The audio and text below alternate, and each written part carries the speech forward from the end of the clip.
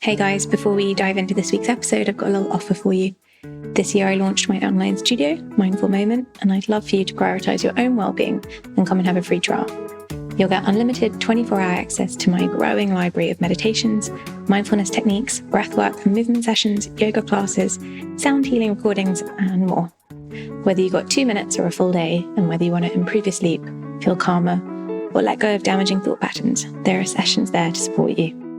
All from the comfort of your own home on your own timetable. Go to lilysilverton.com/mindful-moment to start your free 7-day trial today. I just don't want to lose the joy and the joy of life and the ability to laugh at myself and have fun and have that balance, because the work is really heavy and the world is really heavy, and facing that reality and, holding yourself accountable and working and educating and all that kind of stuff can be really draining and really hard, but also really weighty and important. And so I have to have that silliness. Welcome to Priorities, the podcast about the things in life that really matter. I'm your host, journalist and coach Lily Silverton, and each week, along with a roster of incredible guests, I'll be exploring how priorities inform and transform our lives, sharing mindset tips, strategies, and inspiration to help you prioritise your own life. We'll be covering what we think is important and unimportant, what we'd like to work on more, and the moments that changed our priorities and lives forever. I hope you enjoy. My guest today is campaigner, speaker, and writer Gina Martin. Gina is best known for founding and running the national campaign to make upskirting illegal and changing English and Welsh law by creating the Voyeurism Act. 3 other countries have since followed suit, which is incredible. Gina has also written for platforms such as Stylist, Grazia, The Telegraph, World Economic Forum, and Refining 29. And in 2019, she released her first book, Be the Change, which is a practical, accessible guide for activists just starting out. Welcome, Gina. Thank you for having me.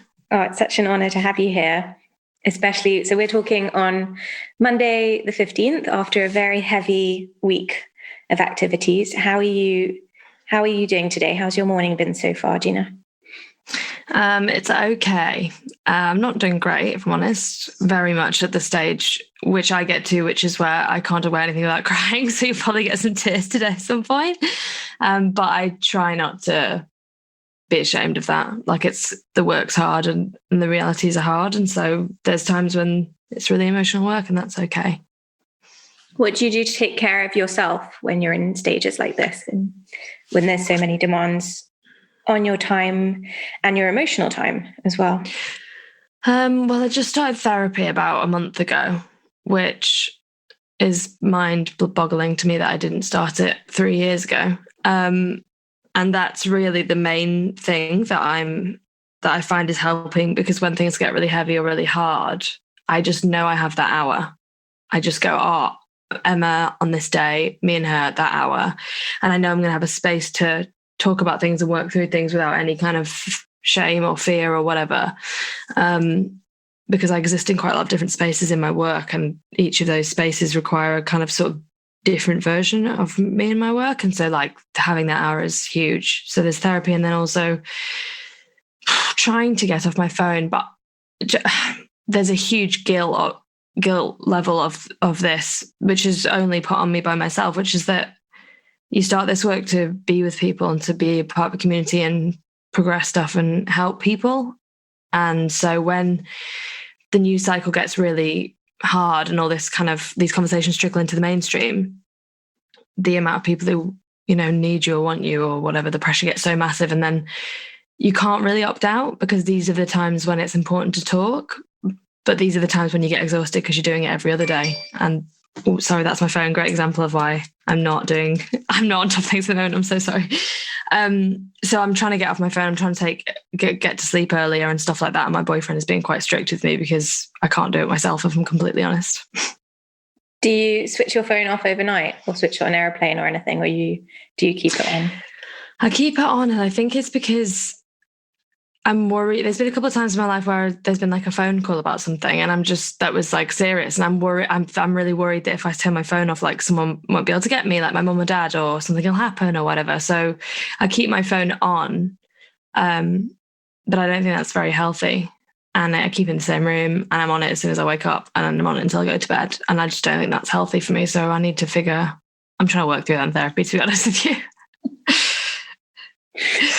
What I do with mine, because I have the same thing, I need to be, certain people need to be able to get hold of me at the moment. So what I have is an emergency mode, a night mode, where if they're in your emergency contacts, have you got an iPhone? If they're in your sort of favorite contacts, that's what it is, then you can set it so that only if they call will your phone make a noise. And wow, every day is a school day. I'm doing that tonight. Okay, if you struggle, just message me and I'll show it to you. But that's I think really important, because it just means it's also quite good for daytime when you're working, because it means that you're not distracted by any other messages or. Oh, of course, but then like you're available if you really need with your family, but you're just not distracted by the other 100 things. Yeah, exactly. That's so good. Thank you for that. I'm going to do that. Maybe go for that, because I sleep with my phone in the room as well at the moment, and do find it hard not to pick it up first thing. Yeah, really hard. We need to put a ban on you for like an hour before bed or something, or half an hour. Honestly, it's really bad, because it's Geordie, my partner's like, you have to be off your phone for a year to blah, blah, blah. And I'm like, look, don't take away my autonomy. It's like, do you know what I mean? I'm like, how dare you? And he's like, I care about you so much and you're really not okay. And I'm like crying, like fully crying, and like walking around the house, just like staring, thinking about things and work. And he's talking to me and I'm not responding. And he's like, hey, I think maybe you need to check out for a second. And I'm like, don't you dare tell a woman what to do. It's like, I'm not, but you know what I mean? I have that defiance where I'm like, hey, people need to talk about these things, and I'm giving them a space. And he's like, so lots of other people, you can take an hour off. I'm like, no, I can't. It's so stupid. I mean, also it's really addictive, right? That's the thing. So what addictive. Your brain is really, really addictive. Yeah, I'm never going to pretend I have full control over it. Like, I fully don't. I absolutely don't. Right, I'll have a think about that. Well, you sit and think about that. Yeah. All right. So there's been a moment in your life, a big moment, where your priorities have shifted in an instant. So why don't we start with that, if you're happy to? Of course, yeah. That moment was probably in 2017 when I was 25 and I was upskirted at a festival. And that is probably what most people know me for, not being upskirted, but well, actually, yeah, basically being upskirted. Another thing we'll work through in therapy. And a group of guys were hitting on me and my sister, and they took photos of my crotch, put their hands between my legs and took photos of my crotch on their phone and passed it around to the group. And I felt them all laughing at me, and I grabbed the phone. I saw one of them looking at WhatsApp. He'd been sent the picture of my crotch, and I grabbed the phone and kind of ran off with the phone to the security and then eventually to the police, who I'm in a situation right now where I'm learning a lot about the police and the criminal justice system in a way that I hadn't learned when I was doing this campaign. And so when I look back at the way that I ran to the police and was just like, oh, they'll protect me. That's what they're for. Every single person I've known who is non-white in this work, whenever I've told the story, has been like, wow, that's amazing, because I've never felt like that. Like, I'd never run to the police and been like, they're going to protect me. That's just never been my experience. And it's so interesting to look back now, because obviously I was 25 when this happened, but now I'm 30 almost. But I ran to them and they separated me and the perpetrators, and they said, like, there's not much we can do here. If you'd chosen not to wear knickers, it would be a graphic image, but you did choose to wear knickers, so you won't hear much from us. Turns out that was legally unsound. They weren't actually correct about that, but it just shows how little they understood about the laws that they could use or what was available to them to charge someone with upskirting. They let us go, me and my sister and the guys. I don't think they even kicked them out. And then just spent the rest of the night completely humiliated. And I looked into the law and found out it wasn't a sexual offence, and ran a 2-year political and media campaign to change the law, which I did in 2019. But I think before that moment, there'd been a lot of situations where I'd felt unsafe, or I'd felt taken advantage of, or I'd felt objectified or sexualized or whatever. And each time I'd kind of lay in bed afterwards being like, I wish I'd done this, or I wish I'd done this. And in that moment, my priorities shifted because I felt incredibly unsafe. And my priorities became my safety and the broader problem of our safety in public spaces in that moment. I don't think I realized it, but it did, because it changed everything about my life in that moment, the way I work, the way I learn, how I feel about the world and what I do in the world. Do you feel like it changed the way you see the world? Yeah, I don't think I was seeing the world. I don't think I wanted to see the world as it is until that point. I think I knew we had a serious problem. I think I was aware that that was a reality, and I felt it because I'd experienced it multiple times. But I'd also internalized a lot of the stuff I'd learned about women and marginalized genders, and I'd also internalized a lot of the conditioning and the normalization of what happens to us, and I didn't want to see the world as it was. And I think after that happened, I went on a kind of, I don't want to minimize it, but like I definitely went on a kind of warpath for about 2 years, and learned what the reality was we were dealing with, and that meant, you know, thousands of stories from children who had been upskirted, some by their teachers, you know, that. And I saw what we had a massive problem with. So it definitely shifted my perspective of the world, and it changed the way I move through it completely. And has made one of your main priorities social education? Yeah, cultural shift. I think as well, after the work I did with the law change, I would really struggle to go back and do something like that again. People always ask me, what laws do you want to change? And it's like, I think it would be very, very arrogant of me to go and change laws. Like I don't know enough about the system. And although I'm proud of that work, it was incredibly traumatic to do that on your own. And I can't really express how hard it was. And I couldn't do that again. So I think cultural shift in education, like you say, is kind of where I'm going to be for the rest of my career. What does that mean to you then? What does that look like? It looks like giving women a space to explore how they've internalized the way the world tells them to move through the world. And it means reaching across the aisle, which I hate that phrase because it's usually used to encourage the wrong way of reaching across the aisle. But I think I need to reach across the aisle, and I want to reach across the aisle and give men a space as well to explore masculinity and ask questions and learn from someone who's in this work. Because a lot of women and marginalized genders that go through this stuff and are doing this work don't want to do that. And I can completely understand why they don't want to do that. It's very hard when you're living through this reality to then spend the rest of your time hand-holding and educating the community that perpetrate these things against you. But I believe I have the stamina to at least open up that conversation in a accessible way. And I'm a very accessible person to learn from. I'm the like colourful dressed young white working class girl who can be like, you know, the public follow me. I'm not, you know, I'm just very accessible. So I feel like I can have those conversations with men and women, and most importantly, young girls and young boys.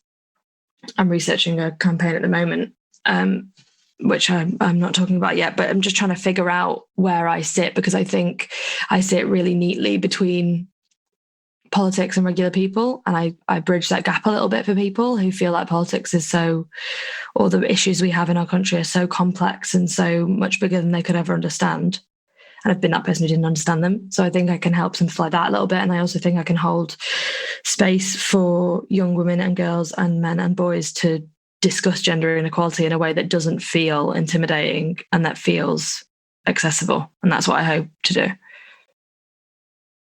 What does it feel like to you on a day-to-day basis to do this kind of work? Very well. It depends what day you ask me. If you ask me, you know, a certain day when I feel like I have these, you know, months where I'm researching stuff and I'm learning and the energy is amazing and I'm just like in it and I just can't imagine doing anything else. Not because, oh, I love it, like you love a normal job, just because it's like it just feels like my purpose. Like I can't, once you learn about this stuff, you can't shut the doors and go back really. Like there's no learning about structures in society and structural issues, and then going back and being like, well, carry on with my life and not think about them, like it changes you forever. So there's a real huge purpose some days, and there's a real hope and like belief that we can change things. And then like some days there's just like now there's, you know, exhaustion and sadness for everyone, and real like seeing the reality of what's happening here and the pain that's happening here. And so I think probably the two adjectives I'd use would be exhausting but purposeful are probably the two ways I feel most about this work. You talked about your phone earlier in the room. Yeah. Your boyfriend said, do you take breaks for your own?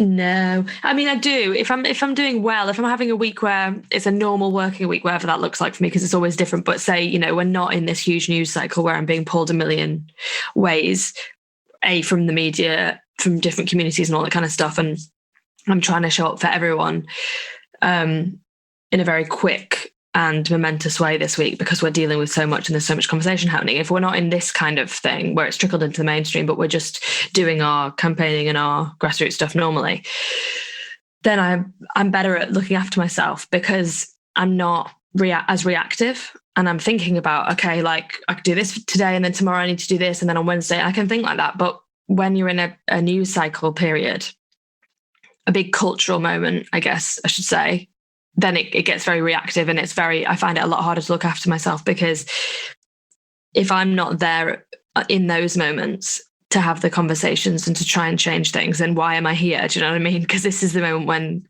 the opportunity has arisen for some, you know, for a very sad reason off the back of a kind of horrific reason, but we're having these conversations. So that's when I need to show up as well. So I find it hard to take breaks during these periods, but when I'm more at a kind of normal work stream, I'm better at that for sure. And it will be like, you know, I've been on social media for 11 hours yesterday. So today I'm going to put it on airplane mode for half the day, or I'm going to paint for half the day and not reply to emails, or whatever that may look like. I think that's the key, really, because when you do need to show up in whatever industry you're working in whatever sort of life you have, wherever your demands are, you've still got to show up at that time, and you can't not. And the brain is quite primed to do that as well. The body and the brain are quite primed and ready to do that.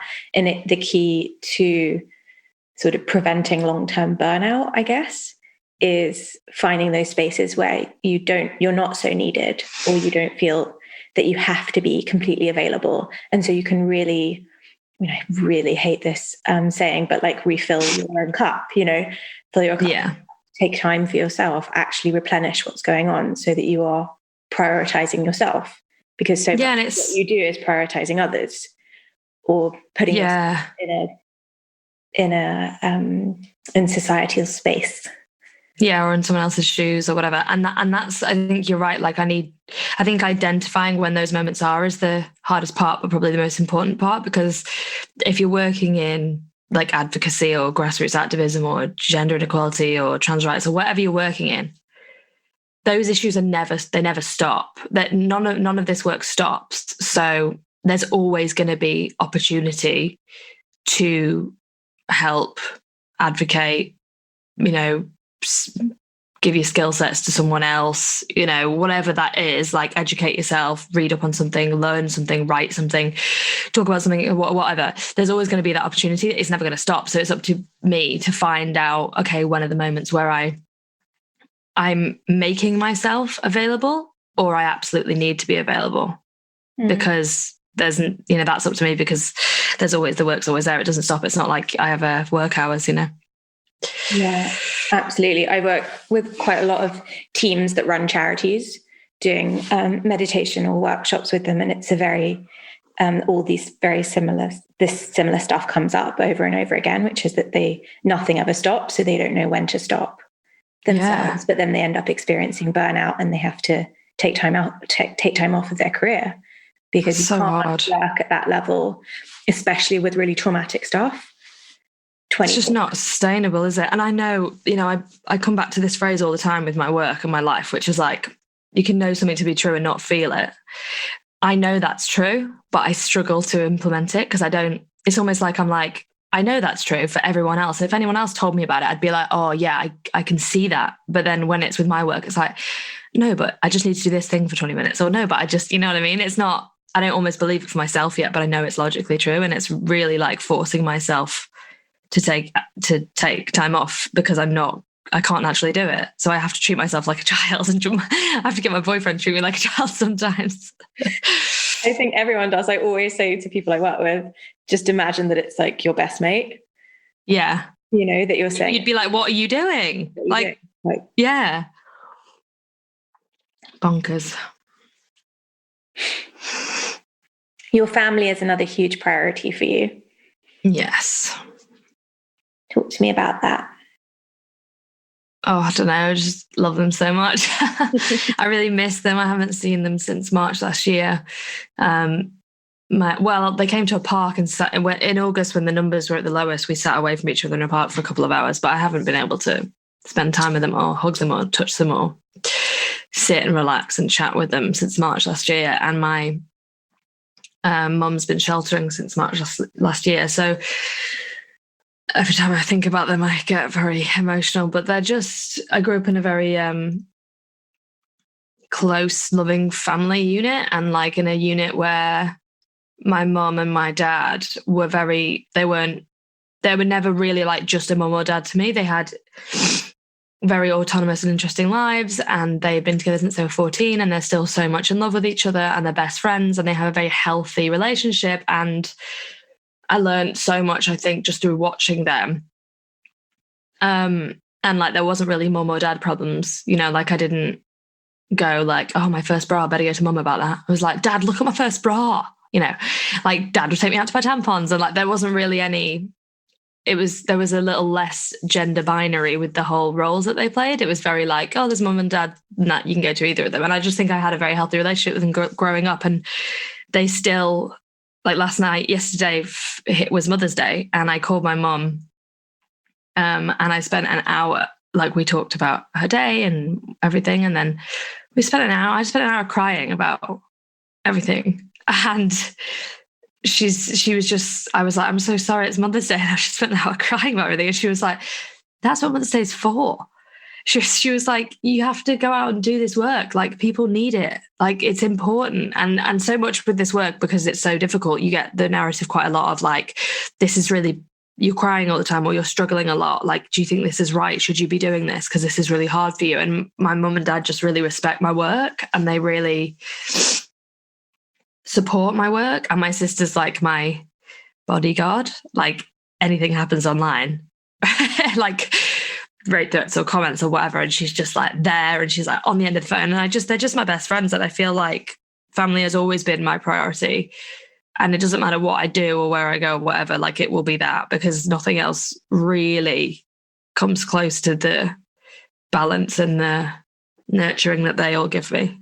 They're all my best friends. Well, I've got a 2-year-old, and I hope that she feels that way about me on Mother's Day, that she can. I'm sure she will. Call me up and spend the time talking about what she's doing and being honest about it. Yeah, vulnerability is very important in families. One of your other priorities that you said to me was joy. And I am so interested to hear more about this, especially at the moment, because I think the thing that's come up over and over and over again with the pandemic is this lack of joy.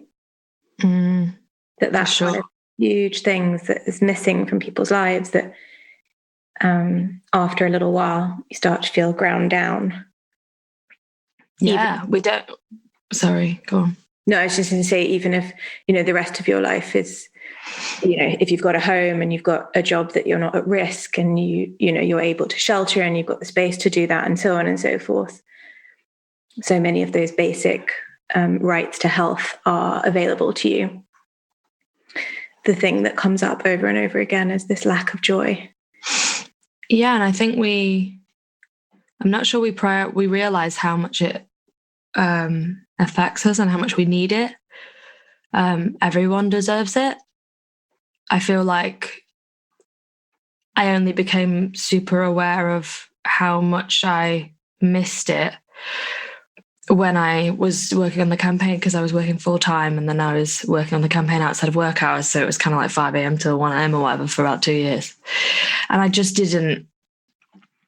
became this super driven, but very interpersonally, and the way I am with people didn't change.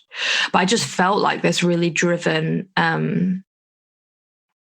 don't know what the adjective would be. How do I describe it? Like, I just lost my spontaneity and my ability to just not take myself too seriously. And I just slightly lost myself a bit. And a huge part of my life, because I'm from a live-Brilliant family, and it's a very funny family. My sister's a comedian. My mum and dad are so funny and so silly and so playful, and no one takes themselves seriously. Like, they're just stupid and hilarious. And this work is really serious. So there's a tendency sometimes to let that spill over to how you feel about yourself. And it's really important to me that I've stayed. It sounds so wanky. Oh, can I swear? I'm really sorry. Yeah, you can. Sorry. It sounds really silly and like, ugh, but like, I just don't want to lose the like joy and like the joy of life and like the ability to laugh at myself and have fun and have that balance, because the work is really heavy and the world is really heavy, and facing that reality and, you know, holding yourself accountable and working and educating and all that kind of stuff can be really draining and really hard, but also really weighty and important. And like, so I have to have that silliness. I have to prioritize that joy. I have to wrestle with my boyfriend and have bouncy ball for like tournaments and just do silly stuff, because it's like the only real escape from the heaviness of the world. And I think we all need that. And we all need people with who we're our silliest selves. And I think we lose that as we grow up. Like my mum and dad and my sister, just like, they're so childlike in the way that they play and the way that they have fun. And like, you know, my dad like wrestles me now. I'm like 30, and like tickles me like when I was 7, and I'm like, I literally can't do anything to stop it. Like, and he wrestles my mom and just stupid stuff. Like, I remember going into the kitchen and my mom was like, she'd spill an entire box of like washing up powder for the laundry, and she was trying to pick it up with a spoon, but she didn't have her glasses on, and she'd picked up one of those like fish slices, which just has like holes in it.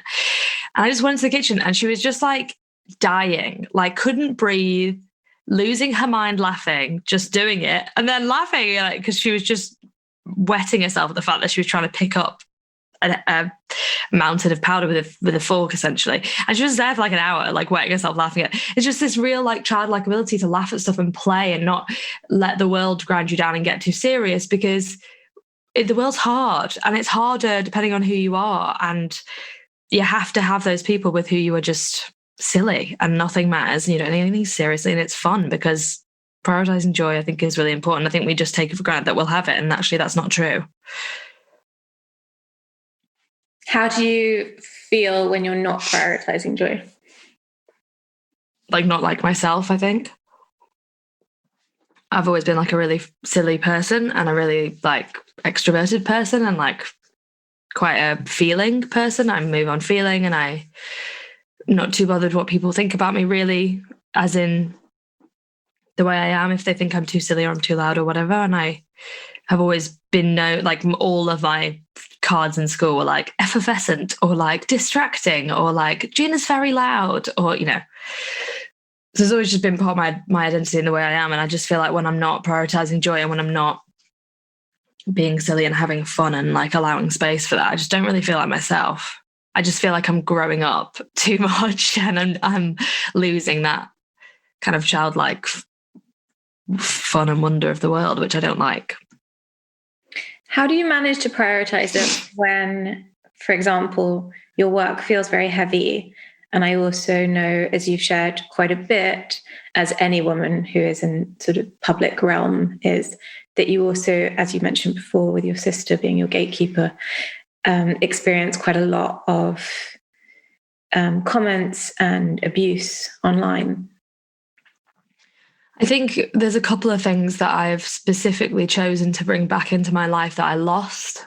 So before this work and before I went into the public eye and all that stuff, I was always a super arty person. I studied art for 7 years and I worked as an art director in advertising. And just because you're a person, you don't have a lot of time, things take a back seat. Things that are hobbies that actually bring you joy become not a priority.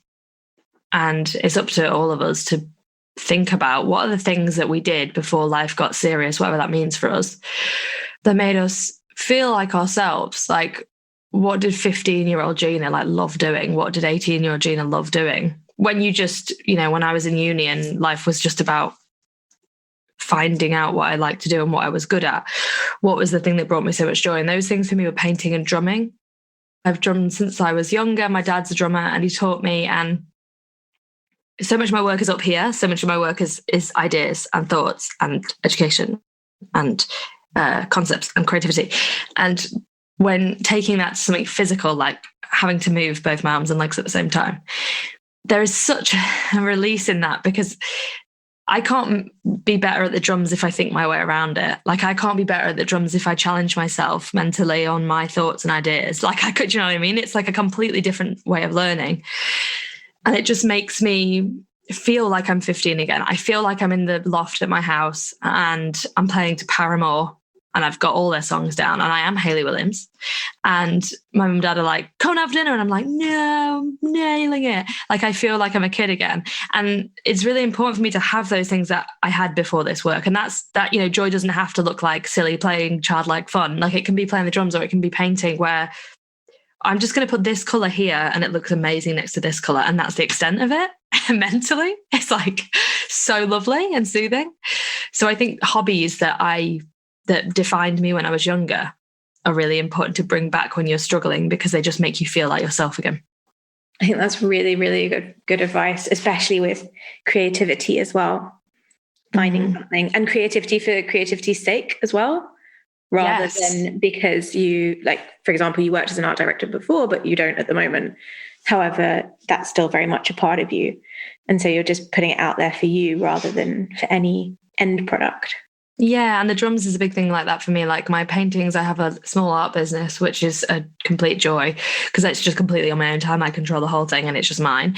But that's still monetizing a hobby. But drums, no one gets to see me play. I'm not joining a band. It's not about how good I'm going to be in 6 months. It's about how much joy I'm getting out of it every day when I'm playing. And that's where it ends. And I think that's really healthy.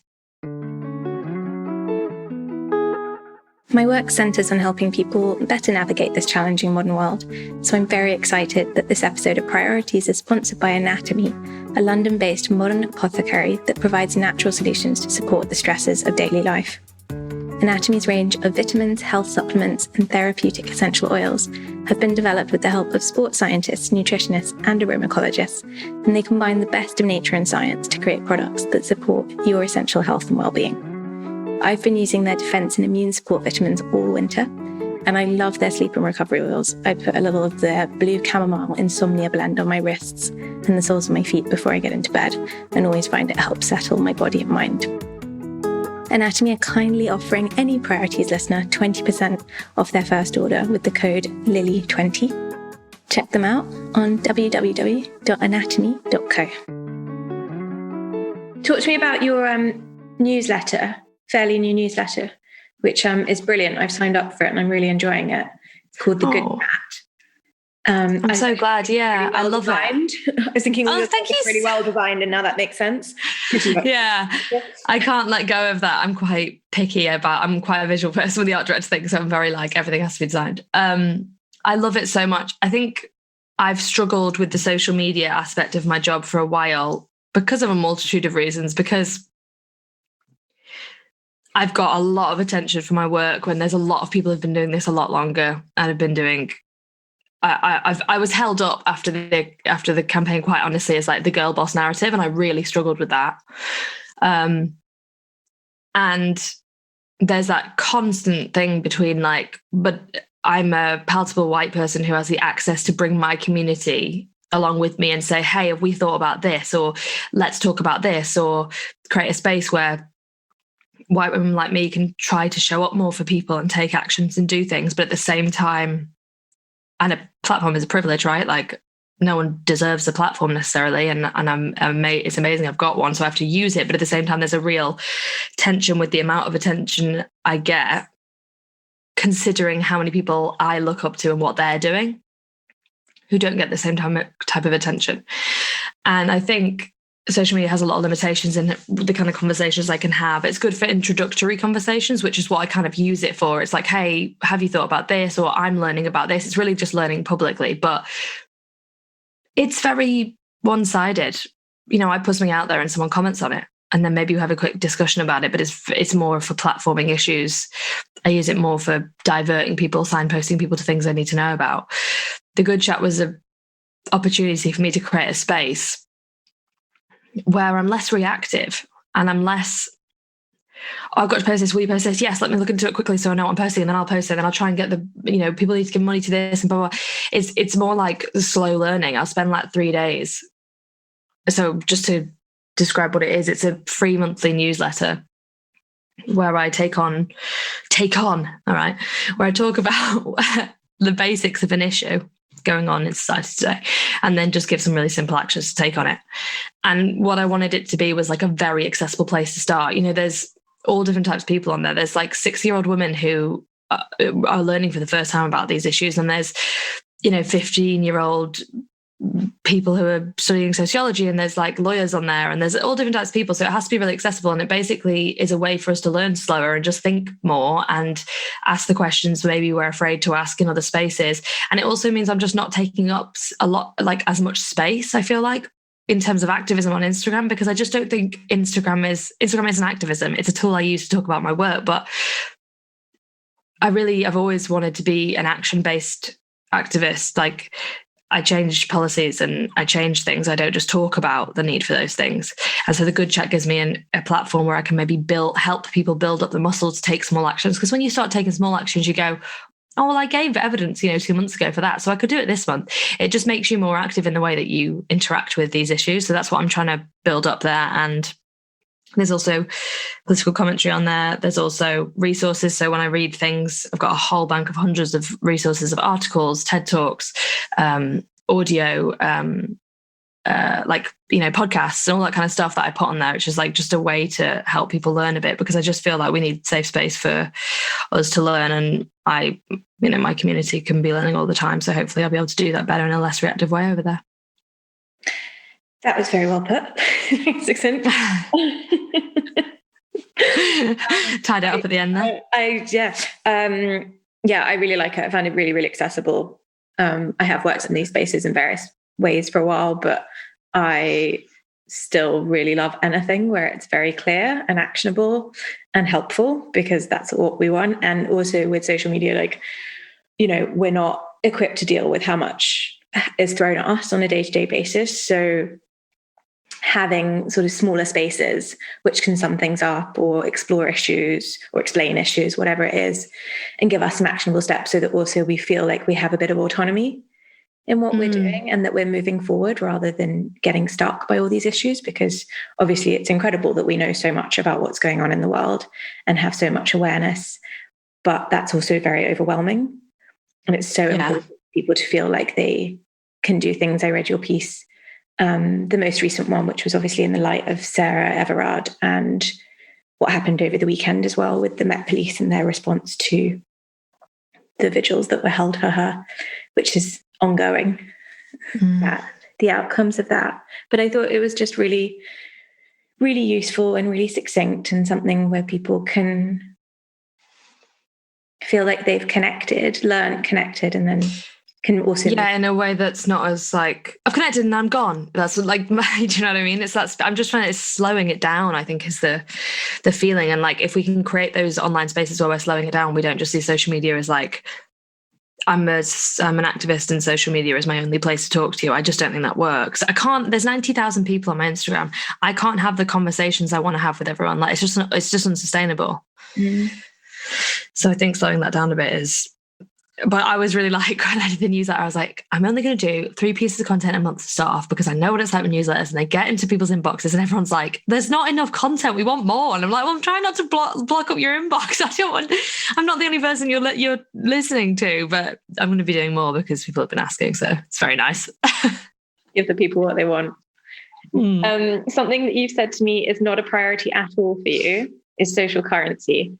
Yeah, which is funny, hey, considering. Pick that for me. Yes, probably very succinctly. The more attention I get and the more platform I get, the more uncomfortable I get with it. And this very trite and probably cliched experience for anyone who gets a platform, but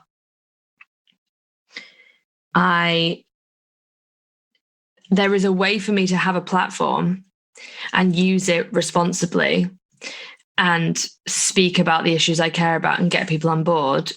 But the bigger it gets, the harder it is to figure out how to do that. And so I think that with public attention comes opportunities. And a lot of the opportunities in the first year I got, I did them because I was in a washing machine.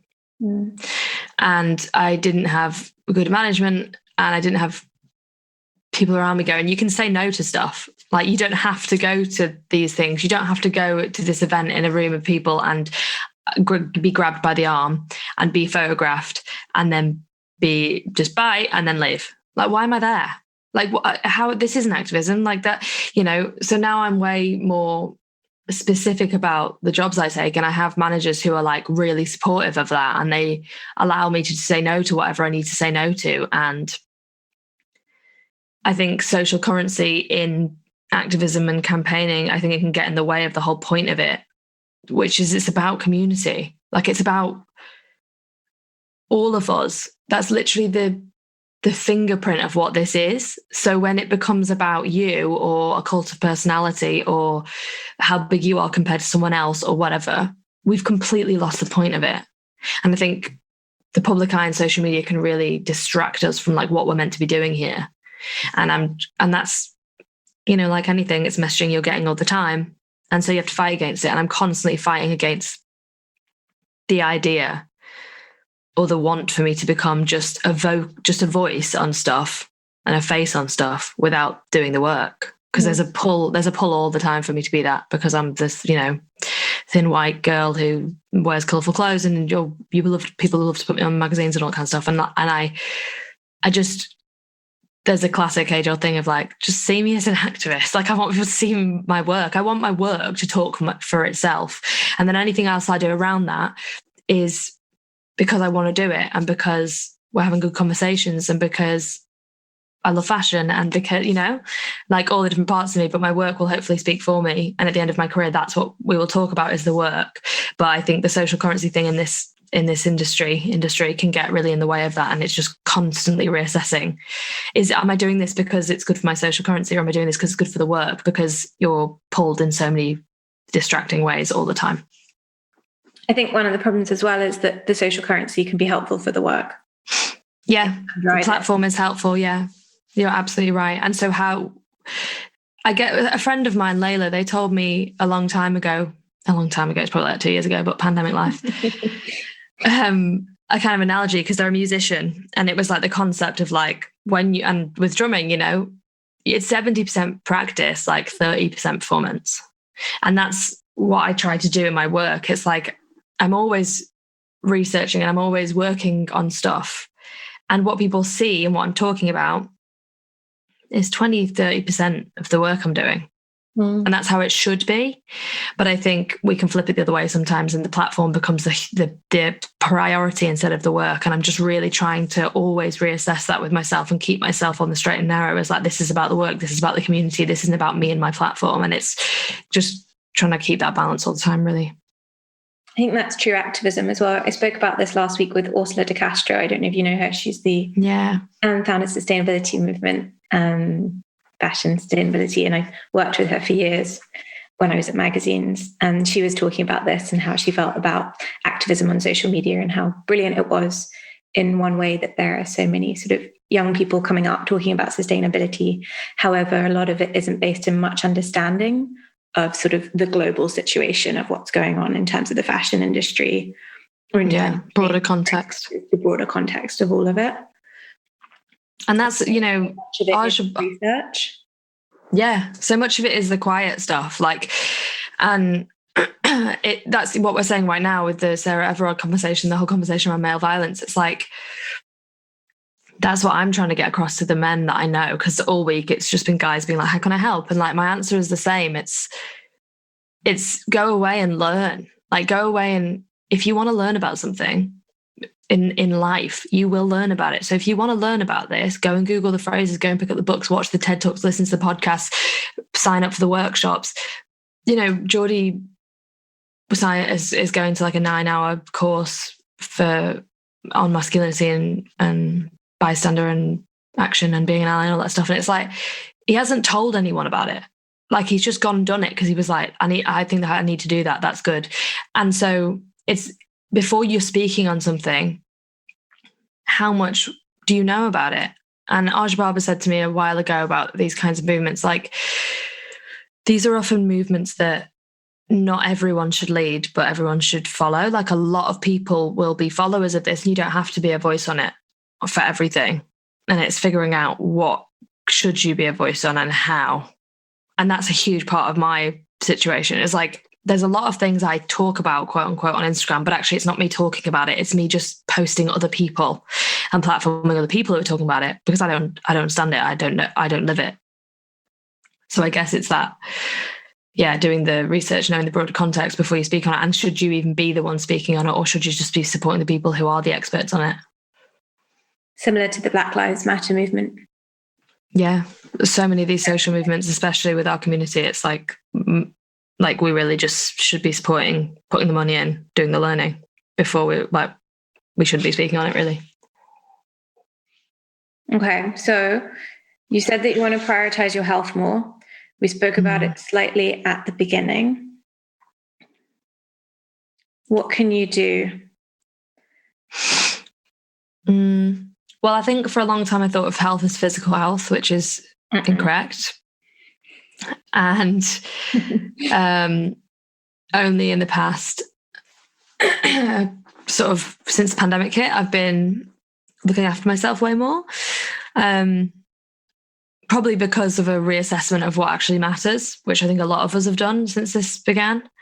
And also the time and ability to be able to do it. I've switched the way I look after myself. In my early 20s, it was like going to the gym was about how my body looked. It just isn't about that anymore. Because I still really subscribed to, you know, the ideals and the hallmarks of what makes me valuable was how I looked when I was in my early 20s. Which is why, like, when people say, would you go back? I'm like, no. Like, I would not go back to uni. I would not go back to my early 20s.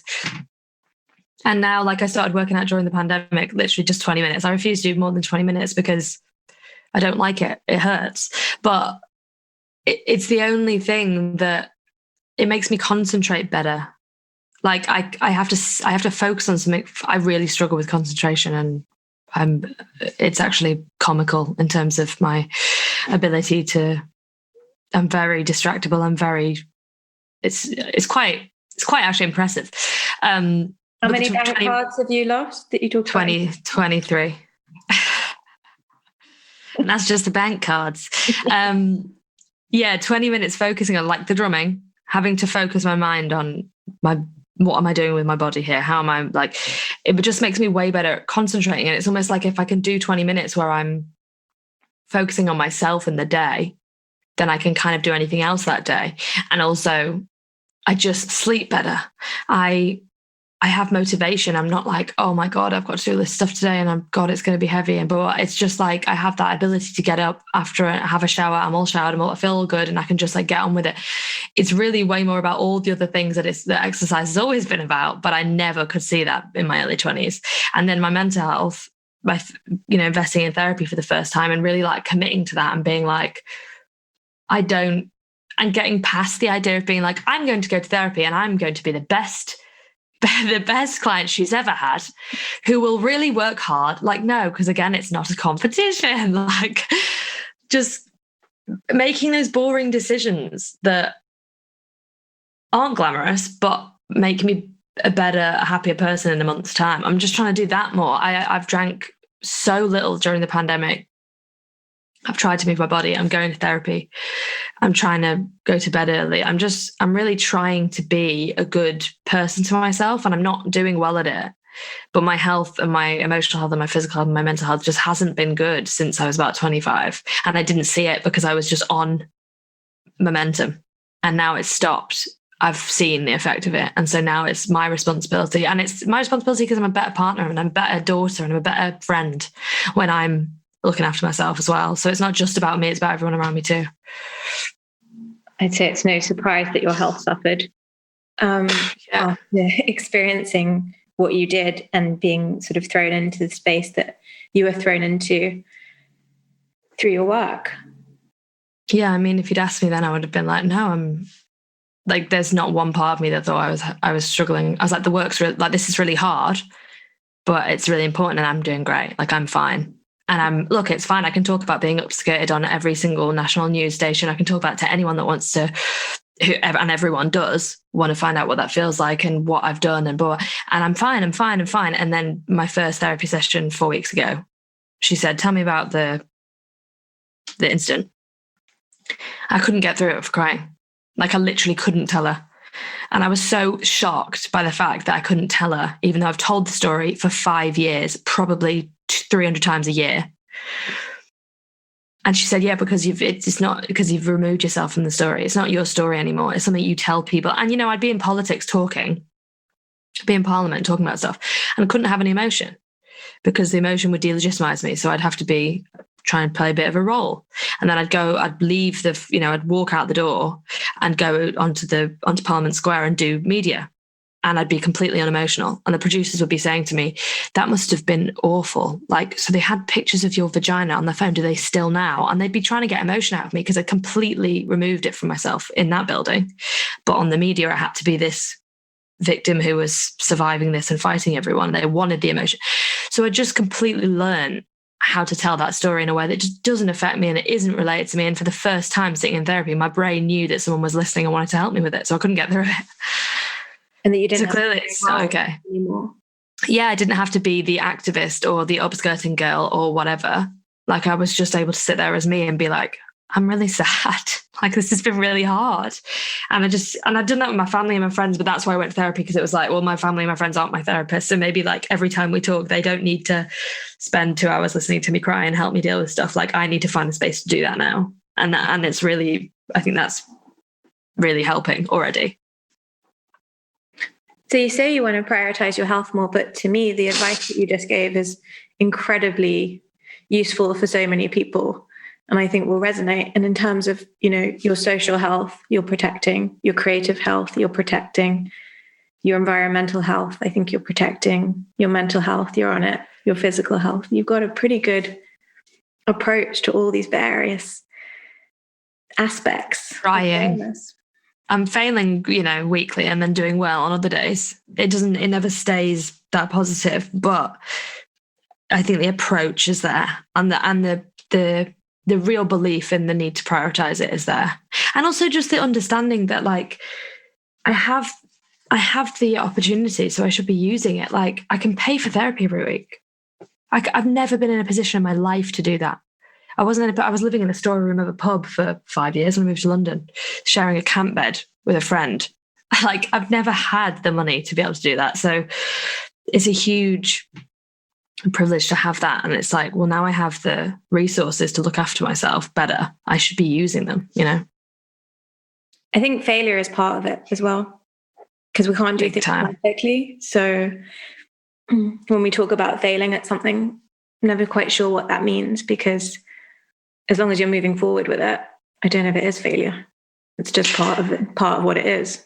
Yeah, it's true. It's almost just, we just label it that because we're disappointed in ourselves. But it's really like, that's the only way you learn it. And that's the only way that anything works.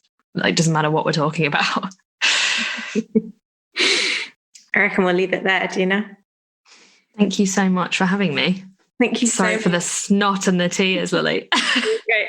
And I'm going to link to everything in the show notes. I'll link to obviously all the ways in which people can connect with you, particularly to sign up for the Good Chat. Thank you so much. And I'll see you soon. Thank you very much. Take care. You too. Bye. Bye.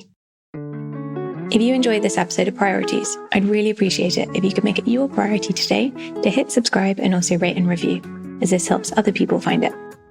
Need a little incentive? Every month, I offer one free 6-month membership to my online studio, Mindful Moment.